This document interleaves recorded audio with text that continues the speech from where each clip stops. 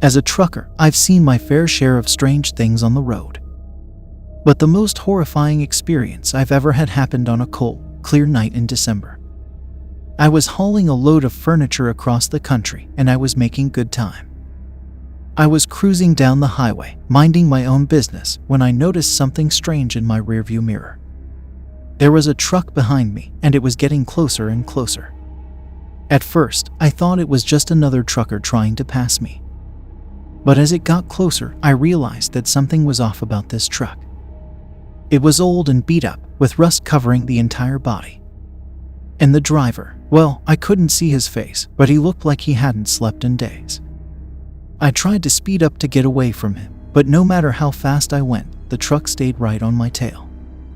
I started to get scared, and I considered pulling over and calling the police. But before I could do anything, the truck suddenly swerved into the lane next to me. The driver leaned out the window and stared at me with wild, bloodshot eyes. He was screaming something, but I couldn't make out the words over the roar of the engines. And then, just as suddenly as it had appeared, the truck disappeared into the night. I didn't stop driving until I reached the next rest stop, where I locked my doors and tried to shake off the feeling of fear. I never saw that truck again, but I'll never forget the terror I felt that night. As I continued on my journey, I couldn't shake the feeling that I was being watched. Every time I looked in my rearview mirror, I half expected to see that old, rust-covered truck lurking behind me. But it wasn't just the truck that had me on edge. I started to notice other strange things as well. The radio would crackle and fade in and out, even though I knew I was in a clear area. And sometimes, when I looked out the window, I could swear I saw shadowy figures moving alongside the road. I tried to dismiss it as my imagination, but the longer I drove, the more convinced I became that something was following me. I started to feel like I was trapped in a never-ending nightmare, and I couldn't escape. Finally, after what felt like an eternity, I reached my destination. I pulled into the delivery lot, grateful to be off the road and out of the eerie darkness. But as I climbed out of my truck, I saw something that made my blood run cold. There, parked just a few spaces away, was the old, rust-covered truck. The driver was nowhere to be seen, but I could feel his presence all around me. I knew then that my nightmare was far from over.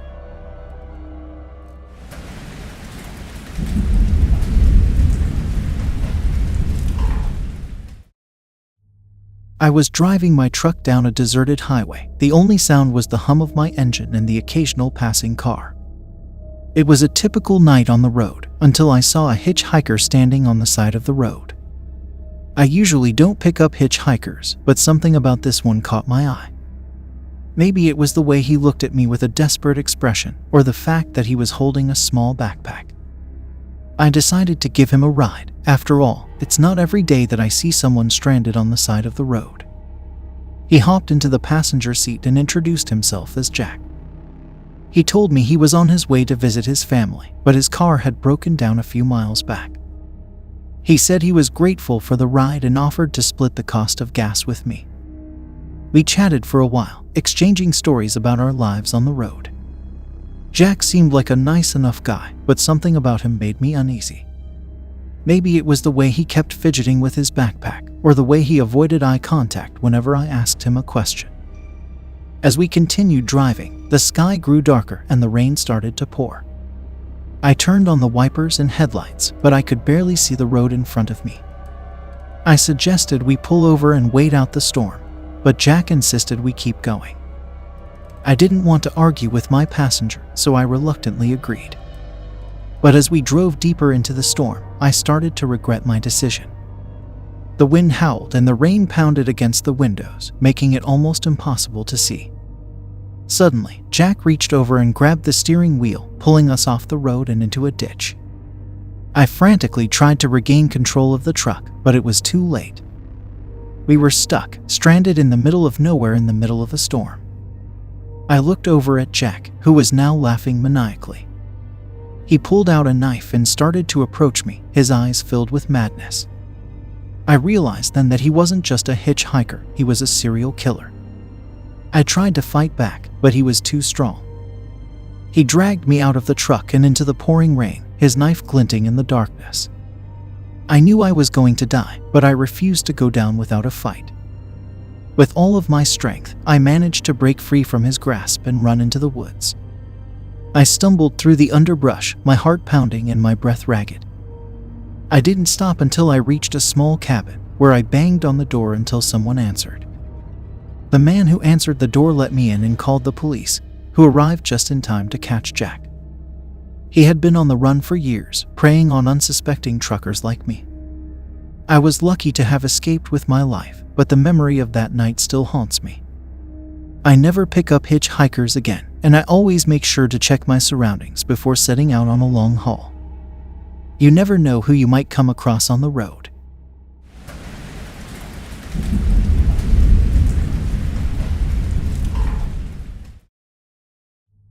As a trucker, I've seen my fair share of creepy things on the road.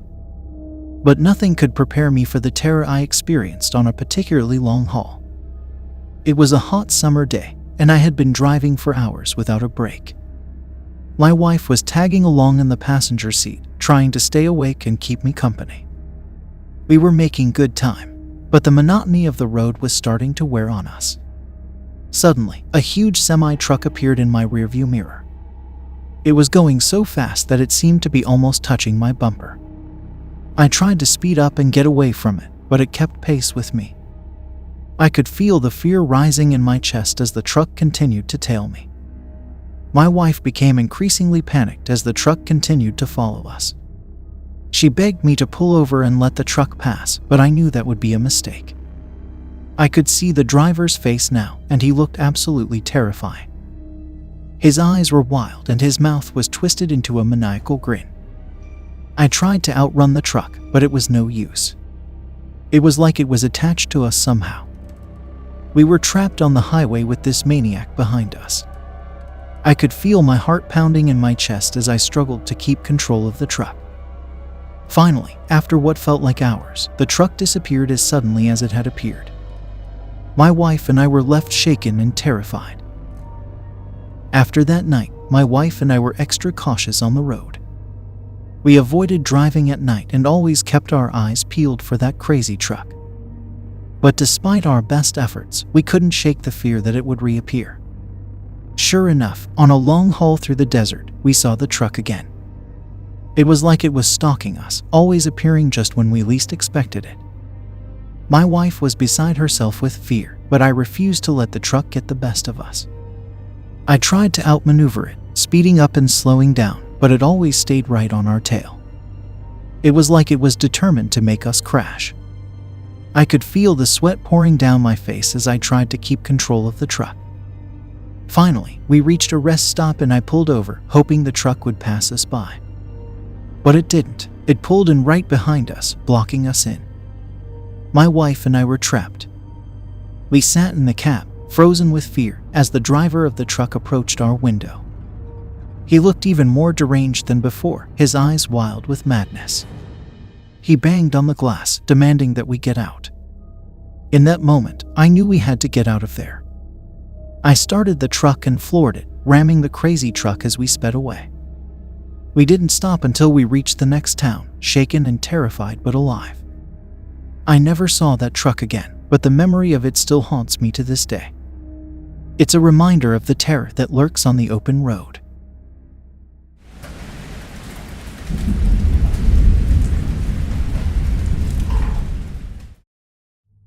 It was a hot summer night, and I was hauling a load of produce across the country. I had been driving for hours and was starting to get tired. I pulled into a truck stop to grab some coffee and stretch my legs. As I walked into the convenience store, I noticed a car parked next to my truck. It was an old beat-up sedan with tinted windows and a rusted bumper. I didn't think much of it and went inside to grab my coffee. As I came back out, I noticed the car was now parked directly behind my truck. I didn't think much of it again and got back into my cab. As I started to pull out of the truck stop, I noticed the car was following me. I thought it was just a coincidence, but as I continued down the highway, the car stayed right behind me. I started to get uneasy and decided to take the next exit to shake the car off. As I turned off the highway, the car sped up and pulled alongside my truck. I could see the driver glaring at me through the tinted windows. I quickly turned onto a deserted back road, hoping to lose the car. But it stayed right behind me, driving erratically and swerving into my lane. I could feel my heart racing and my hands shaking as I tried to outmaneuver the car. It continued to chase me, speeding up and trying to ram into my truck. I knew I needed to get help, so I pulled out my CB radio and called for backup. But the car was jamming my signal, preventing me from reaching anyone. I was terrified and desperate as I continued to drive, trying to outrun the car. But it was relentless, swerving and braking, trying to force me off the road. I finally spotted a police car on the side of the road and quickly pulled over. The car behind me sped off, disappearing into the night. I sat there in my truck, shaken and scared, thankful to be alive. I never found out who was in that car or why they were trying to steal my truck, but I will never forget that terrifying night on the road.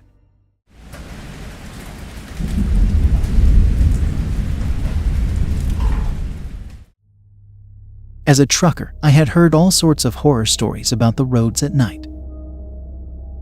I had always shrugged them off as urban legends, but I soon realized that they were all too real.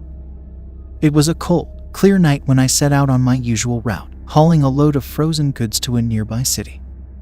I had been driving for hours, and my mind began to wander as I hummed along to the radio. Suddenly, I saw a figure standing on the side of the road. I slowed down, assuming it was a hitchhiker, but as I got closer, I realized it was a woman. Her clothes were tattered and torn, and she had a wild, desperate look in her eyes. I hesitated, unsure of what to do, but she waved frantically at me, so I pulled over. As I opened the door, she rushed inside, sobbing and shaking. She told me that she had been stranded on the side of the road for days, and that she had run out of food and water. I felt a surge of pity for her and offered to take her to the nearest truck stop. As I drove, she told me her story. She was a trucker too, and she had been hauling a load of hazardous materials when her truck broke down. She had tried to fix it, but she didn't know how, and she had been stranded ever since. She said that she had seen strange things on the road at night. Things that made her doubt her sanity. Things that she couldn't explain. I listened, skeptical, but then she pointed out the window. There, on the side of the road, was a truck. It was old and rusted, and it looked like it hadn't been driven in years. But then, as I watched, it began to move. It rolled down the road, gaining speed, and I could see a figure behind the wheel. A figure that shouldn't have been there. I slammed on the brakes and pulled over, heart pounding. The woman was screaming, and I could feel her fear. I looked out the window again, but the truck was gone. I didn't know what to do. I wanted to get out of there, but I also wanted to help the woman. I decided to call the police, but when I picked up my phone, there was no signal. We were completely cut off, stranded in the middle of nowhere with a ghostly truck on the loose. I tried to calm the woman down, but she was hysterical, and I could feel my own panic rising. I dropped her off at the nearest gas station. The experience left me shaken, and I couldn't shake the feeling that I was being watched. Every time I set out on the road, I couldn't help but look for the old truck, and I found myself avoiding the same stretch of road where I had seen it. But it wasn't just the truck that haunted me. I began to see other strange things on the road at night. Things that I couldn't explain. One night, I saw a group of people standing on the side of the road. They were all dressed in old-fashioned clothes, and they looked like they were from another time. They waved at me, but when I slowed down, they disappeared. Another night, I saw a car on the side of the road, engulfed in flames. I stopped to help, but when I got out of my truck, there was nothing there. These incidents kept happening, and I couldn't shake the feeling that I was being watched. I started to wonder if I was going crazy, or if there was something supernatural at work on the roads. I never did find out what was causing these strange occurrences, but I knew that I never wanted to experience anything like it again. I quit my job as a trucker and never looked back. The roads at night held too many secrets, and I didn't want to be a part of them.